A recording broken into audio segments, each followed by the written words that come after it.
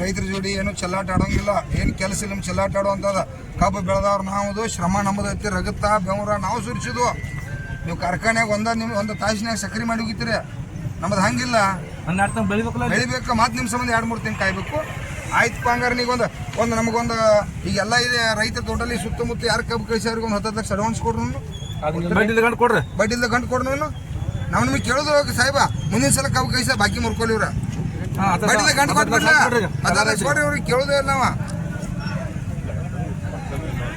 ಸರ. First second ಇಲ್ಲೇ ಇಲ್ಲ, ಕಬ್ಬು ಸಕ್ರಿ ಆಗೋದನ್ನ ಮೊಲಾಸಿಸ್ ಆಗೋದನ್ನ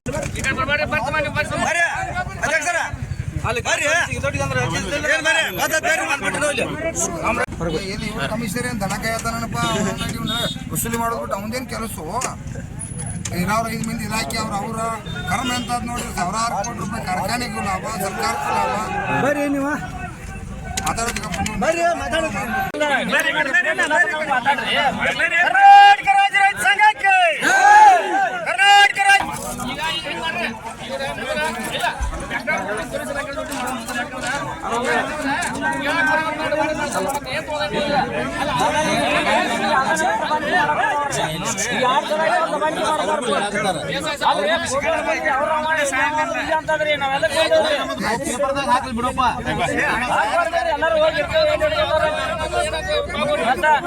ಈ ನಮೂನೆ ಅಂದ್ರೆ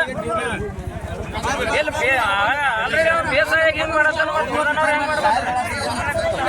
ಹೊಲ ಮನೆ ಏನಿಲ್ಲ ಕಾಣ್ತೈತೆ ಅವ್ನ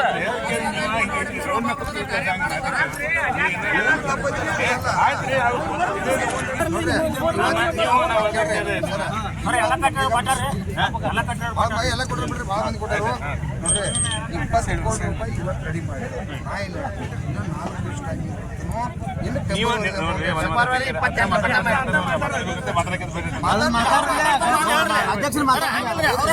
ನಾವು ಯಾರು ದೇವ್ರಿಗೆ ಬೇಡ್ಕೊಂಡು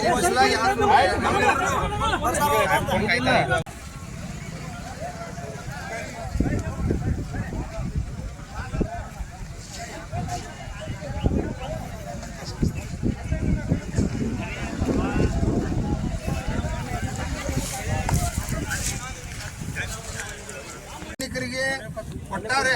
ಯಾಕಂದ್ರೆ ರೈತ ಯಾವ ಕಷ್ಟದಾಗ ಬಂದತ್ತಂದ್ರ ಅವತ್ತಿಂದ ಅವತ್ತು ಕೂಡ ಸಹಕಾರ ಮಾಡಿ. ಯಾಕಂತಂದ್ರ ನಾವು 12 ತಿಂಗಳ ಇದ್ರ ಮೇಲೆ ಅವಲಂಬನೆ ಆಗಿ ಬದುಕ್ತಕ್ಕಂಥವ್ರು ನಮಗೂ ಕೂಡ ದಯವಿಟ್ಟು ನೋಡ್ರಿ, ಇದೇ ಪೊಲೀಸ್ ಅನ್ನಾಗ ನಮಗ ಚಿಕ್ಕ